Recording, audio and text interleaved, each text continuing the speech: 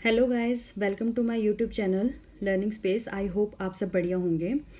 तो आज से हम ये मॉडर्न इंडिया हिस्ट्री की सीरीज़ शुरू करने जा रहे हैं, जो मैक्सिमम जो है वो स्पेक्ट्रम से रहेगी। ठीक है, इससे क्या होगा, तुम्हारा क्या है, कईयों को रिवाइज करना होता है तो वो 2x वेज का देख के पूरा रिवीजन कर सकता है। और जो न्यू लर्नर्स भी हैं वो एक बार इस वीडियो को देख ले, समझ ले। इसके बाद क्या करना है, एक रीडिंग कर लेनी है तुमने स्पेक्ट्रम की। तुम्हें ऐसे रियलाइज़ होगा कि तुम्हें सब कुछ आता है। ठीक है, इस तरीके से हम इसमें पढ़ेंगे। ठीक है, फोकस से करना है। और हम ये जो शुरुआत है ये कहाँ से करेंगे, हम बिगनिंग ऑफ नेशनलिज्म से करेंगे। ठीक है, क्योंकि जो पीछे के चैप्टर्स है वो तुम्हें बड़े बोरिंग से लग जाएंगे और उसमें याद करने के लिए भी बहुत कुछ रहेगा। ठीक है, तो हम थोड़ा इस सब्जेक्ट को थोड़ा इंटरेस्टिंग बनाने के लिए हम इसमें जो है बिगिनिंग ऑफ मॉडर्न नेशनलिज्म से शुरू करेंगे इसमें। ठीक है, तो अगर हम इससे आगे के सारे चैप्टर्स कर लेंगे तो तुम्हारे मैक्सिमम जो मॉडर्न हिस्ट्री है वो कवर हो जाएगा। तो तुम्हें क्या करना है, जो न्यू लर्नर्स है वो पहले इस वीडियो को देखें आराम से। ठीक है, हर एक चीज़ समझे और इसके बाद क्या करें, वो चैप्टर रीड कर लें। तो जो चैप्टर रीड कर लेंगे तो उसमें फिर क्या होगा, मतलब तुम्हें लगेगा कि तुमने सब कुछ कर रखा है। वो तो फिर तुम्हारा क्या हो जाएगा, वो एक तरह का रिवीजन हो जाएगा। ठीक है, वो तुम्हारा रिवीजन हो जाएगा। और जिसको रिवाइज ही करना है, जैसे कई बार होता है कि हमने पूरी बुक पढ़ के रख ली, फिर हमें उसे दूसरा बारी देखने का टाइम नहीं लगता है, तो क्या होगा, तुम फटाफट से इस वीडियो को देखते रहो। कभी सोए हो, लेटे हो, मतलब लेट के भी मतलब वीडियो चला दो फटाफट से 2x पे और तुम्हें सारा मेमोराइज हो जाएगा। ठीक है, क्योंकि हमें दिक्कत कहाँ रहती है कि हम पढ़ तो लेते हैं, एक बार बुक से हमने पढ़ लिया, लेकिन उसके बाद हम उसको देखते ही नहीं है दोबारा, मतलब रिवाइज करने का टाइम ही नहीं लगता है। तो इससे क्या होगा, तुम्हें कोई भी चैप्टर निकाल देना, हम इसमें सारे चैप्टर करेंगे इसके आगे से। ठीक है, तो कोई भी जो चैप्टर तुम्हें लग रहा है कि हम भूल रहे तो उसकी वीडियो देख ली, टाइम कम है 2x पे देख ली, जो 1.5 पे देख ली, जितने पे देख ली। ठीक है, अपने अकॉर्डिंग। और तुम फिर कंटिन्यूटी तुम्हारी बनी रहेगी सब्जेक्ट के साथ। ठीक है, तुम भूलेंगे नहीं। तो चलो फिर हम शुरू करते हैं इसकी beginning of modern nationalism in India. ठीक है, अब इसकी क्या है, नेशनलिज्म की कहीं ना कहीं से तो शुरुआत हुई होगी। ठीक है, क्योंकि पहले तो नेशनलिज्म की कोई ज़रूरत, मतलब ऐसी फीलिंग की कोई ज़रूरत ही नहीं थी। अपना खाते थे, अपना लगाते थे, बढ़िया चल रहा था अपना काम। ठीक है, लेकिन फिर क्या हो गया, फॉरेनर्स ने रूल्स करना शुरू कर दिया इसमें इंडिया में, क्योंकि ये भरा पूरा देश था, मतलब कि सब कुछ था यहाँ पे अवेलेबल था, किसी को किसी से लेना देना नहीं। अपना उगाओ, अपना एग्रीकल्चर करो और अपना खाओ बढ़िया से। ठीक है, अपना सारा काम बढ़िया चल रहा था। लेकिन जब दूसरे देशों की इस पर नज़र रही, जैसे मुगल्स वगैरह भी आए, उनको हम बाद में देखेंगे कैसे कैसे रहा, पोर्टुगीज वगैरह जो सब कुछ है हम देखेंगे बाद में। लेकिन जो मेन जो हम कहाँ से देखेंगे, जो ब्रिटिशर्स का। ठीक है, क्योंकि उनका बड़ा इम्पॉर्टेंट रोल रहा है इसमें। ठीक है, तो चलिए शुरुआत करते हैं इसकी। अब क्या हुआ, नेशनलिज्म एकदम से तो नहीं आया, कुछ कुछ कारण रहे हैं जिसकी वजह से नेशनलिज्म आया है, तो हम इसमें वही देखेंगे। ठीक है, तो फैक्टर्स देखेंगे in the growth of modern nationalism. देखना, जब मैं अभी तुम लेक्चर सुन रहे हो तो पूरा फोकस जो है वो लेक्चर सुनने में रखना। ठीक है, कोई अभी नोट्स नहीं, कुछ नहीं। तो इसके बाद क्या करना, जब तुम ये लेक्चर कंप्लीट हो जाएगा उसके बाद तुम अपने समरी खुद ही बना के लिख लेना, उससे तुम्हें बहुत फ़ायदा होएगा। ठीक है, तो फैक्टर्स क्या क्या रहेंगे इसमें। अब जो ये इंडियन नेशनलिज्म है, इसमें जो है नेशनलिज्म के लिए ब्रिटिशर्स का बड़ा हाथ रहा है। कुछ तो उनकी पॉलिसीज़ ऐसी थी, ठीक है, जिसने नेशनलिज्म को बढ़ावा दिया। कुछ जो था, उन पॉलिसीज़ के लिए जो रिएक्शंस था इंडियंस का, उसकी वजह से नेशनलिज्म आया हुआ है। ठीक है, अदर फैक्टर्स भी रहे हैं, जैसे फ्रेंच रेवोल्यूशन हुआ तो देश विदेश में मतलब क्या हुआ, नेशनलिज्म की भावना जागरूक होगी। ठीक है, सबको अपने देश, अपने इंडिपेंडेंस चाहिए थी, क्योंकि इनकी सिर्फ इंडिया ये कॉलोनी नहीं थी, बहुत सारे अलग अलग कंट्रीज भी इनकी कॉलोनीज थी। ठीक है, तो हम वही चीज़ देखेंगे, तो वही सब इसमें यहाँ पे लिखे हुए फैक्टर्स। ठीक है, world wide upsurge of the concept of nationalism, Indian renaissance, offshoot of modernisation initiated by the British in India, strong reaction to British imperialist policies in India. यही हम सब ने बातें की है। ठीक है, अब आगे भी देखते, वन बाय वन करके हम इसके वो देखते हैं। नेक्स्ट क्या है, अब देखो वन बाय वन फैक्टर हम इसका देख रहे हैं। तो अब क्या हो गया, जो इंडियंस थे उनको रियलाइज हो गया था कि जो ये ब्रिटिश पॉलिसी है, देखो understanding of contradictions in the Indian colonial interest. ठीक है, जो इंडियंस थे उनको रियलाइज हो गया था कि जो इंडिया का जो इकोनॉमिक बैकवर्डनेस वगैरह है, सब कुछ है, ये किसकी वजह से हो रहा है, ये सिर्फ कॉलोनियल रूल की वजह से हो रहा है। क्योंकि पहले तो इंडिया बढ़िया चल रहा था, ठीक है। अब इन्होंने क्या किया, जो इन्होंने प्रोविंसेस वगैरह प्रेसिडेंट मतलब अपना अधिकार जमा लिया, राजाओं वगैरह को हटा लिया, निकाल लिया। अब तो वहाँ पे जो आर्टिसंस थे, हैंडीक्राफ्ट्समैन थे वगैरह सब, मतलब उनका काम सारा ख़त्म हो गया। ठीक है। तो इस वजह से क्या हुआ, गरीबी आ गई।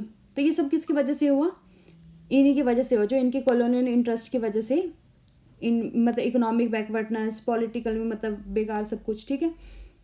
सेकंड देखो, political, administrative and economic unification of the country.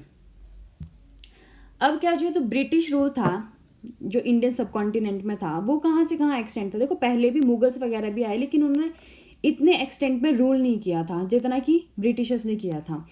ठीक है। तो ये कहाँ थे, नॉर्थ में कहाँ थे, ये हिमालयाज। ठीक है, ऐसे बना लो तुम,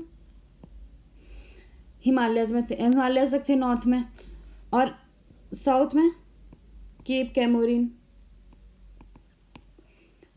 ठीक है। इतना इनका एक्सटेंड फैला हुआ था कि नॉर्थ में क्या थे, हिमालयाज तक थे, हिमालय से लेकर साउथ में केप कैमोरिन थे, और जो ईस्ट में कहाँ थे, ये असम,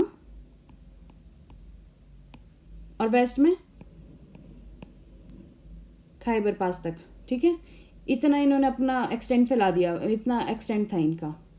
और इसमें क्या था, इंडियन प्रोविंसेस थे जो, वो तो डायरेक्ट ब्रिटिश रूल के अंडर थे, रूल ये कर रहे थे पूरे इंडिया में, जो तुम्हें बताया यहाँ से कितना एक्सटेंड था। तो जो इंडियन प्रोविंसेस थे वो डायरेक्ट ब्रिटिश रूल के अंडर थे, बट जो प्राइंसली स्टेट थे वो इनडायरेक्ट ब्रिटिश रूल के अंडर। और अभी तक क्या थी इसमें, कल्चरल यूनिटी थी इंडिया में। क्या था, कल्चरल यूनिटी। लेकिन अब ब्रिटिशर्स के थ्रू क्या हो गया, इसमें पॉलिटिकल यूनिटी। ठीक है। एडमिनिस्ट्रेटिव, इकोनॉमिक, ये सब मतलब कि ब्रिटिशर्स की वजह से होगी यूनिटी। जैसे कि इन्होंने एक प्रोफेशनल सिविल सर्विसेज लाए, यूनिफाइड जुडिशरी। ठीक है। और कोडिफाइड सिविल और क्रिमिनल लॉज। ठीक है। वो थ्रू आउट द कंट्री थे। इन किसकी वजह से हुए, वो ब्रिटिशर्स की वजह से हुए हैं। अब कई लोग तो इसके फेवर में थे कि ये तो सही चीज़ है, बट जो कुछ अगर गलती से सही भी हुआ, वो उन्होंने ये सोच के नहीं किया कि हम इंडिया के लिए कुछ सही कर रहे हैं। ठीक है। बोलते हैं कि मतलब जो उन्होंने अपने इंटरेस्ट थे, उनके कॉलोनियल इंटरेस्ट थे, उसकी वजह से ये चीज़ें की गई हैं। जैसे कि अब हम देखेंगे इसमें नेशनलिस्ट पॉइंट ऑफ व्यू का भी था। जैसे कि the economic fate of the people, जैसे उन्होंने रेलवेज वगैरह जो भी काम किए उसमें, तो उससे क्या हुआ, the economic fate of the people of different regions got link together. For instance, failure of crops in one region affected the prices and supply in another region. ठीक है। ये था नेशनलिस्ट पॉइंट ऑफ व्यू। और second क्या था, modern means of transport and communication brought people, specially the leaders from different regions together. This was important for the exchange of political ideas and for the mobilizations and organizations of the public opinion on political and economic issues. ठीक है। अब क्या होगा, जैसे railways वगैरह बन गई, तो उन्होंने वो किस लिए बनाई थी, उनका मेजर काम क्या था कि जैसे उन्हें रॉ मटेरियल ट्रांसपोर्ट करना है, जैसे वो एक्सपोर्ट करते थे यहाँ से, इंडिया से। ठीक है। तो उनको क्या था, रॉ मटेरियल ट्रांसफ़र करना था, तो वो इजीली रहता था रेलवे के थ्रू। अब जैसे उन्होंने अपनी एडमिनिस्ट्रेटिव कन्वीनियंस के लिए जैसे टेलीग्राफ वगैरह मतलब लाए, तो कम्युनिकेशंस बेटर किया, तो किस लिए किया, अपनी कन्वीनियंस के लिए किया, ये सोच के नहीं कि इंडियंस के लिए फ़ायदा करेंगे हम। ठीक है। सोचा उन्होंने अपने लिए ही था। तो इससे क्या हो गया, अब जैसे डिफरेंट रीजन्स जो है लिंक हो गए, तो उससे क्या हो गया, अगर एक जगह कहीं पे क्रॉप फेल हो रही है, तो ठीक है, तो उसका अफेक्ट जो दूसरे रीजन पे भी पड़ रहा है, प्राइस सप्लाई वगैरह का। ठीक है। और एक फ़ायदा ये भी रहा है कि जैसे जब नेशनलिज्म ज़्यादा पूरा पीक पे था, तो क्या हुआ, जैसे लीडर्स थे डिफरेंट रीजन्स के, तो थोड़ा बैरियर तो रहता है, लैंग्वेज बैरियर रहता है, कम्युनिकेशन बैरियर थोड़ा सा रहता है। तो उससे क्या हो गया, जो डिफरेंट वो थे, जैसे ट्रांसपोर्ट आ गया। ठीक है। और कम्युनिकेशन भी थोड़ा इम्प्रूव हुआ। ठीक है। कम्युनिकेशन सिस्टम, तो क्या हो गया, जो लीडर्स थे, जो उनको आपस में बातचीत करनी होती थी, कुछ भी मतलब नेशनलिज्म को लेकर कुछ भी करना होता था, तो वो उनके लिए थोड़ा सा ईजी हो गया। मतलब पब्लिक ओपिनियन क्रिएट करना था, तो वो थोड़ा सा उसके लिए ईजी हो गया। ठीक है। तो हर चीज़ के दो पहलू होते हैं। नेक्स्ट देखते हैं, नेक्स्ट पॉइंट क्या है, वेस्टर्न थॉट एंड एजुकेशन। इस पे भी काफ़ी डिबेट रही, जो तुमने मैकोले मिंट्स वगैरह देखेंगे हम आगे। ठीक है। मॉडर्न सिस्टम ऑफ एजुकेशन से क्या हुआ, मॉडर्न वेस्टर्न आइडियाज़ भी आए। ठीक है। तो इसने क्या किया, जो इंडियन पॉलिटिकल थिंकिंग को तो एक अलग ही डायरेक्शन दे दी थी। ठीक है ना। इसके फ़ायदे भी ये थे, जैसे कि नेशनलिस्ट लीडर्स होते थे जो डिफरेंट कंट्रीज़ के। ठीक है। उनके अलग अलग लैंग्वेज होती थी, तो वो क्या एक दूसरे से कम्युनिकेट कर सकते थे थ्रू इंग्लिश लैंग्वेज। ठीक है। और यही जो इंग्लिश लैंग्वेज जो बोलते थे, जो मतलब जैसे लॉयर्स डॉक्टर्स वगैरह थे, ठीक है, वो क्या करते थे अपने मतलब प्रोफेशंस के लिए, जो मतलब ये प्रोफेशंस के लोग जो थे अक्सर जो है ये इंग्लैंड विजिट जाया करते थे हायर एजुकेशन के लिए, ठीक है। वहाँ पे वो देखते थे कि वहाँ का जो मॉडर्न पॉलिटिकल इंस्टीट्यूट है वो कैसे वर्क कर रहे हैं फ्री कंट्री में, ठीक है। तो और वो कंपेयर करते थे कि इंडिया में कैसा आता है, जहाँ पे इवन बेसिक राइट्स भी नहीं दिए जाते थे, तो वो कंपेयर करते थे। और ये जो इंग्लिश एजुकेटेड क्लास है यही बाद में जाके बनती है मिडिल क्लास इंटेलिजेंसिया, ठीक है, who constituted the nucleus for the newly arising political unrest, ठीक है। तो ये कौन सी English educated classes form the middle class intelligentsia, ठीक है। और यही जो सेक्शन था उसने प्रोवाइड कराई थी leadership to the Indian political association, ठीक है। तो हम देख रहे हैं ना कैसे कैसे ग्रोथ हुई मतलब नेशनलिज्म की, क्या क्या फैक्टर्स रहे, तो ये फैक्टर्स तुम्हें याद रखने हैं जैसे, ठीक है। अब जो प्रेस और लिटरेचर का रोल भी बहुत इंपॉर्टेंट होता है, ठीक। The second half of the 19th century saw an unprecedented growth of the Indian owned English and the vernacular newspapers, ठीक है। Despite numerous restrictions imposed on the press by the colonial rulers, ठीक है। जैसे हम कुछ acts देखेंगे, जैसे vernacular press act आ गया, ठीक है, उस वजह से क्या होता है रिस्ट्रिक्शंस भी इम्पोज करते थे, लेकिन क्या हुई उसके बावजूद भी काफ़ी ग्रोथ देखी गई second half of the 19th century में, ठीक है। और in 1877 there were about 169 newspaper publish in the vernacular languages, ठीक है, 169 न्यूज़पेपर्स। तो देखो कितनी ग्रोथ हो गई थी, ठीक है, publish in the vernacular newspaper vernacular languages. जो ये प्रेस थी एक तरफ तो ये ऑफिशियल पॉलिसीज को क्रिटिसाइज करती थी, ठीक है, और दूसरी तरफ क्या करती थी जो कि अर्ज द पीपल टू यूनाइट, ठीक है। और इसने क्या हेल्प किया, spread modern ideas of self government, democracy, civil rights and the industrialisation, ठीक है। और जो पॉलिटिकल लीडर्स भी होते थे उनको अपने ओपिनियंस व्यूज़ एक्सचेंज करने होते थे डिफरेंट रीजन्स पे, तो मतलब जो न्यूज़पेपर जर्नल्स पैम्पलेट्स वगैरह के थ्रू क्या करते थे ये अपने पॉलिटिकल आइडियाज़ एक्सचेंज करते थे, ठीक है। तो ये मतलब इससे भी क्या हुआ, नेशनलिज्म ग्रो हुआ। नेक्स्ट पॉइंट देखते हैं, rediscovery of India's past. Indians भी जो है अपने आप को थोड़ा इन्फीरियर समझने लगे थे ब्रिटिशर्स के अकॉर्डिंग, क्यों, ठीक है। लेकिन क्या हुआ, जैसे कुछ हिस्टोरिकल रिसर्चेस थे, जैसे यूरोपियन स्कॉलर्स जैसे मैक्स म्यूलर, मॉनियर विलियम्स, ठीक है, और इंडियन स्कॉलर्स भी थे जैसे R.G. भंडारकर, R.L. मित्रा वगैरह, ठीक है। उन्होंने क्या किया, एक इंटायरली न्यू पिक्चर क्रिएट की इंडिया के पास्ट की, ठीक है, जिसमें क्या बताया गया था कि जो इंडिया था उसमें कि वेल पॉलिटिकल, इकोनॉमिक और सोशल इंस्टीट्यूशंस थे, और ट्रेड भी बड़ा फ्लरिशिंग था, ठीक है, दूसरे वर्ल्ड के साथ। मतलब पहले जैसे जब कॉलोनियल रूल आ गया तो इंडिया की हालत तो बहुत ही ख़राब हो गई थी, मतलब इतने फेमाइंस, मतलब भूख मरी, इतने लोगों की डेथ्स, ठीक है, मतलब बुरे हाल थे मतलब। लेकिन जो पहले था इंडिया, तो उसको ग्लोरीफाई किया गया इंडिया के पास को, कि उसमें सब कुछ ही बढ़िया चला हुआ था काम, ठीक है, रिच हेरिटेज था, ठीक है। तो इससे क्या होता है, एक मोटिवेशन भी मिलती है, ठीक है, और अपने आप को कोई ऐसे कम नहीं आंकता। जैसे हम एक बंदे को ऐसे बोलते रहे कि तू ऐसा है तू ऐसा है, तो कहीं ना कहीं सोचने लग जाएगा कि यार सच में मैं ऐसा हूँ। लेकिन हम उसे अगर हम प्रोत्साहित करेंगे तो हम उसे बोलेंगे कि नहीं यार तू ये भी कर सकता है, वो भी कर सकता है, तू ऐसा था, तू इतना अच्छा था, तो तू ये कर सकता है, ठीक है। तो उससे क्या होगी, मोटिवेशन मिलेगी। तो वैसे ही क्या था, जो इंडिया के जो पास्ट को ग्लोरीफाई किया गया, तो इंडियंस को में भी नेशनलिज्म और जागा कि वो सोचते थे कि जो ब्रिटिशर्स है ये तो सबसे ऊपर है, मतलब सुपीरियर है। लेकिन जब ये यूरोपियंस के स्कॉलर्स हैं उन्होंने ही जब ये बोला कि जो ये इंडो आर्यंस है वो belong to the same ethnic group from which other nations of Europe had evolved, तो इसने क्या किया, जो इतना कॉन्फिडेंस दिया नेशनलिस्ट को कि उन्होंने जो कॉलोनियल मिथ्स थी, ठीक है, उसको ख़त्म कर लिया। तो इससे भी क्या हुआ, नेशनलिज्म की ग्रोथ हुई। Next point is a progressive character of the social religious reform movements. Social religious reform भी हम पढ़ेंगे डिटेल में वन बाय वन, लेकिन इनका भी जो था प्रोग्रेसिव करेक्टर था, जैसे कि पर्दा सिस्टम वगैरह सब कुछ इन्होंने ख़त्म करने की, ठीक है, वुमेन को एम्पावर करने की बात की गई, उसमें सती प्रथा वगैरह ख़त्म हुई, तो इसका भी बहुत बड़ा रोल रहा है उसमें, ठीक है। नेक्स्ट पॉइंट देखते हैं हम, rise of middle class intelligentsia. ये भी बता दिया मैं, ठीक है। इंग्लिश एजुकेटेड इंडियंस थे, ठीक है, नेशनलिस्ट थे, वही मिडिल क्लास इंटेलिजेंसिया में कन्वर्ट हुई, ठीक है, उन्हीं वही बनी मिडिल क्लास इंटेलिजेंसिया। तो ये इंग्लिश, जो ब्रिटिशर्स थे वो इंग्लिश क्यों पढ़ाना चाहते थे मतलब इंडियंस को, ताकि उन्हें अपने काम में सहूलियत रहे, जैसे एडमिनिस्ट्रेटिव इकोनॉमिक चीज़ें जो है वो मतलब बढ़िया चलते रहे, उनका काम अपना बढ़िया चलते रहे।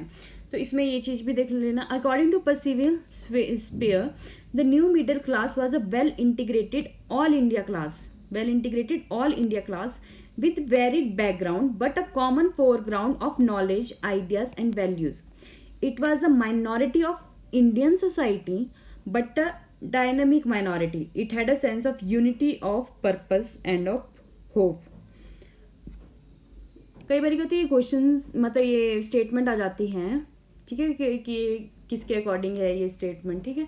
तो इसमें थोड़ा सा ध्यान रख लेना है तो लग ही जाएगा आइडिया। जो इंडियन नेशनल मूवमेंट चलती है, जो उसकी लीडरशिप प्रोवाइड कराई थी, वो जो मैक्सिमम थे वो यही थे, मिडिल क्लास इंटेलिजेंसिया हैं, ठीक है। ये एजुकेटेड थे, वेल टू डू फैमिली से थे, जो इनके जो रूलिंग क्लास थे उसके साथ भी इनके बढ़िया रिलेशंस थे, ठीक है। नेक्स्ट देखो, impact of the contemporary movements in the world. ये भी बहुत इंपॉर्टेंट है। देश विदेश में, पड़ोसी देश में क्या हो रहा है, ठीक है, वहाँ पे कैसे कैसे मूवमेंट्स चली हैं, तो भी अफेक्ट करती है कि नहीं, कि जब ये कर सकते हैं, ठीक है, ये अपनी इंडिपेंडेंस गेन कर सकते हैं, तो हम क्यों नहीं, ठीक है। तो उसका इम्पैक्ट भी पड़ता ही पड़ता है, ठीक है। Rise of a number of nations on the ruins of the Spanish and the Portuguese empires in South America and the national liberation movements of Greece and Italy in general and of Ireland in particular deeply influence the nationalist strengths, ठीक है। दूसरे देशों में movements चली तो Indians को भी ये मतलब फीलिंग आई कि हम भी अपनी इंडिपेंडेंस गेन कर सकते हैं, ठीक है, कि हम भी कुछ मूवमेंट कर सकते हैं। This is very important. Reactionary policies and the racial arrogance of the rulers. अब कुछ रूलर्स थे मतलब ऐसी मतलब पॉलिसीज लाई कि मतलब जैसे, तो मतलब एक होता है ना कि इंडियंस को मतलब अंदर तक झंझोड़ दें, कि जैसे देखो लिटन्स की रिएक्शनरी पॉलिसी, जैसे reduction of maximum age limit for the ICS examination from 21 years to 19 years. ये ईयर भी याद रखना कब किया था, ये 1876 में, कभी मैच करने के लिए आ जाता है, ठीक है। द ग्रैंड दिल्ली दरबार of 1877 when the country was in severe grip of famine, ठीक है। इंडिया में जो फैमिन आ रहा है और ये जो है ग्रैंड दरबार ऑर्गेनाइज करा रहे हैं, ठीक है। तो इससे बताओ कितनी वो होगा कि नहीं, अब तो हम इनको रूल करने ही नहीं देंगे, अब तो इंडिपेंडेंस चाहिए तो चाहिए, कुछ तो करना ही पड़ेगा, ऐसे ही तो नहीं मर सकते, ठीक है। फिर वर्नाक्युलर प्रेस एक्ट आया, आर्म्स एक्ट आया, provoked the storm of opposition in the country. Then came the Ilbert bill controversy, ठीक है। इसमें क्या था, जो इल्बर्ट बिल क्या है, देखो ये देखो, Ripon's government had sought to abolish judicial disqualification based on the race distinctions and to give the Indian members of the covenanted civil services the same powers and rights as those enjoyed by their European colleagues, ठीक है। Ripon had to modify the bill, thus almost defeating the original purpose because of the stiff opposition from the European community. Ilbert bill controversy क्या है, Ripon की जो government थी, मतलब Ripon ने क्या एक बिल लाया जिसमें क्या क्या रहा, क्या होता था, क्वालिफिकेशन भी सेम होगी अगर इंडियन और यूरोपियन की, लेकिन यूरोपियन जो है वो सबको मतलब क्या बोल, वो सबकी केस जज कर सकते थे मतलब, ठीक है। लेकिन जो इंडियन था वो यूरोपियन का केस नहीं ले सकते थे, मतलब उस यूरोपियंस के केस को जज नहीं कर सकते थे, मतलब यूरोपियन का भी देखेगा और इंडिया का भी देखा, लेकिन इंडियंस जो थे वो सिर्फ इंडियन के उसको जज कर सकते थे, ठीक है। तो ये थी इल्बर्ट बिल कंट्रोवर्सी, ठीक है। इस चीज़ को रिपन अबॉलिश करना चाह रहा था कि जो रेस की बेसिस पे जो तुमने वो करके रखा हुआ है, ये डिस्टिंक्शंस कर रखी है कि इसको अबॉलिश करो, लेकिन क्या हुआ, जो बाकी जो वो मतलब क्या हुआ, बहुत अपोजिशन मिली इसको यूरोपियन वगैरह से, ठीक है, यूरोपियन कम्युनिटी से इस बिल। अब कुछ जो था, तो ये पॉइंट्स हमने देख लिए, ठीक है, कौन कौन से पॉइंट्स थे ये याद रखना है। अंडरस्टैंडिंग ऑफ द कॉन्ट्राडिक्शंस, ठीक है, क्योंकि हमारे इंटरेस्ट में नहीं, कॉलोनियल इंटरेस्ट में सबके, ठीक है। जो भी इन्होंने यूनिफिकेशन की कंट्री में मतलब रेलवेज वगैरह, कम्युनिकेशन, ट्रांसपोर्ट वगैरह है, उन्होंने वो अपने इंटरेस्ट को देख के किया। वेस्टर्न थॉट एंड एजुकेशन, ठीक है, अपने इनका एडमिनिस्ट्रेशन बढ़िया चलते रहे, अपना इनका काम धंधा सब बढ़िया चलते रहे। बाकी इनको ये नहीं था कि हम इंडियंस को हम बढ़िया इंग्लिश पढ़ाएं, इनको ये था कि कुछ मासिस को जो ऑलरेडी मतलब काफ़ी एजुकेटेड है उनको थोड़ी सी ट्रेनिंग देके उनसे अपना काम निकाल ले, हमारा काम बनता रहे, बाकी को उनको कोई चिंता नहीं थी। ठीक है, rediscovery of India's past, progressive character of socio religious reform movements, rise of middle class intelligentsia, impact of contemporary movements in the world, क्या रिएक्शनरी पॉलिसी। इसके मतलब क्या करना है तुमने इस लेक्चर के बाद जो है ये जो पॉइंट्स है ना, जो हेडिंग्स है वो ही लिख लेना, क्योंकि तुम्हें अंदर की कहानी तो समझ आ गई होगी। तो तुम्हें सिर्फ क्या करना है, ये जो पॉइंट्स हैं वो लिख देना है कि अगर हमें क्वेश्चन आ जाए कि फैक्टर्स लिखने हैं कि कैसे कैसे नेशनलिज्म ग्रो हुआ, तो किन फैक्टर्स की वजह से। ठीक है, तो तुम्हें अगर वो पॉइंट्स याद रहेंगे, ठीक है, 6-7 पॉइंट्स याद रहेंगे, तो तुम उसके अंदर तो कुछ ना कुछ ऐड कर ही दोगे, क्योंकि हेडिंग मेन है। तो उससे क्या होगा, तुम्हें पता चल जाएगा इसके अंदर की कहानी क्या है। कई बार क्या होता है वो पॉइंट्स टाइप नहीं करते एकदम से। ठीक है, और बाकी ये थोड़ी सी ईयर्स वगैरह थोड़े याद रखना, और किसने कौन सी पॉलिसीज़ लाई। ठीक है, जैसे वर्नाकुलर प्रेस एक्ट कब आया, दिल्ली दरबार लिटने के टाइम में, तो कौन सी ईयर में है। ठीक है, ये सब देखना। अब कुछ इम्पॉर्टेंट एसोसिएशंस थी जो इंडियन नेशनल कांग्रेस से पहले बनी थी, वो हम देख लेंगे। और ये एसोसिएशंस किसने फॉर्म की, ईयर कौन सा था, ये बहुत इम्पॉर्टेंट है। ठीक है, क्योंकि ये मैच में आ जाते हैं और फिर इसमें कन्फ्यूजन बहुत हो जाती है। ठीक है, क्योंकि तो इसलिए ये इम्पॉर्टेंट है, तो इससे ध्यान से देखना। ठीक है, अब पहले देखेंगे, सबसे पहले कि political associations in the Bengal. Bengal में कौन सी है, सबसे पहले थी बंग भाषा प्रकाशिका सभा। ये कब फॉर्म हुई, 1836 में, by the associates of the Raja Ram Mohan Roy. ठीक है, इसके बाद क्या है, जमींदारी एसोसिएशन, जो popularly known as the land holder society. ठीक है, याद रखना है ये। फिर क्या है, बंगाल ब्रिटिश इंडिया सोसाइटी, कब, 1843 में, with the object of the collection and dissemination of information relating to the actual condition of the people of British India, and to employ such other means of peaceful and lawful character as may appear calculated to secure the welfare, extend the just rights, and advance the interest of all classes of our fellow subjects। ये रहने देना, main तो ये है कि कौन सी organisation, कौन से एसोसिएशंस कब आई। ठीक है, बंग भाषा Prakashika Sabha 1836 by associate of Raja Ram Mohan Rai, Zamindari association जिसको also called land holder society, और इनको मिला के बनती है बंगाल ब्रिटिश इंडियन सोसाइटी। ठीक है, जो कि आई 1843 में। सॉरी, इनको मिला के नहीं, बंगाल ब्रिटिश अलग है। फिर ये जो ब्रिटिश इंडियन एसोसिएशन आती है वो मिलती है लैंड होल्डर सोसाइटी से और बंगाल ब्रिटिश इंडियन सोसाइटी से, उनके मर्ज होने से बनती है ब्रिटिश इंडियन एसोसिएशन। ठीक है, एसोसिएशन याद रखना, मतलब एसोसिएशन में दो चीज़ें एसोसिएट होकर बनी है। ठीक है, बंगाल ब्रिटिश इंडियन सोसाइटी और लैंड होल्डर सोसाइटी, और ये कब बनी है, 1851 में। और ये भी इंपॉर्टेंट है, दादा भाई नौरोजी ने ऑर्गेनाइज किया था east India association 1866 in London. ठीक है, ये याद रखने वाली चीज़ें हैं इसमें, क्योंकि तुम कुछ भी अपनी मर्जी से वो नहीं कर सकते। जो 1866 है वो 1866 ही है। इंडियन लीग आती है 1875 में, Shishir Kumar Ghosh. Indian association of Calcutta आती है, also known as Indian National Association, superseded the Indian League and was founded in 1876 by younger nationalists of Bengal led by Surendranath Banerjee and Anand Mohan Bose. ये याद रखना, इंडियन लीग शिशिर कुमार घोष, छोटा नाम है, 1875 में पहले आ गए हैं। जो इंडियन एसोसिएशन ऑफ कलकत्ता है वो बाद में ही है, 1876 में, और किसे, सुरेंद्रनाथ बनर्जी एंड द आनंद मोहन बोस। ठीक है, अब देखते हैं बॉम्बे में कौन कौन सी पॉलिटिकल एसोसिएशंस थी।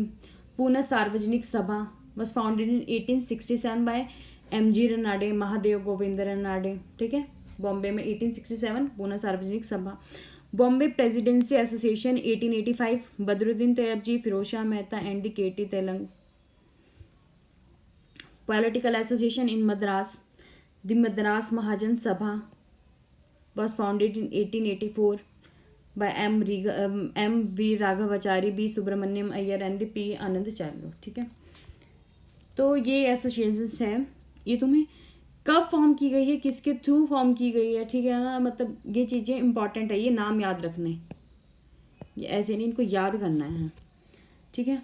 और भी कोई एसोसिएशन होगी इनसे रिलेटेड, वो मैं बाद में करा दूंगी इकट्ठे, मतलब जब लास्ट में हम टाइमलाइन करेंगे तो हम एक बारी के एसोसिएशन सारी कहाँ पे क्या है वो भी सारी कर लेंगे, किसने फॉर्म किए हैं। लेकिन अभी साथ साथ जो है तुम इतनी याद रखते जाना, ठीक है। तो इससे क्या मतलब ईजी रहेगा बाद के लिए, ठीक है। That's it for today, thank you for watching, please like share and subscribe. और कमेंट में एक क्वेश्चन मैं पूछ लेती हूँ, बता देना कि पुणे सार्वजनिक सभा किसने फॉर्म की और कब, ठीक है।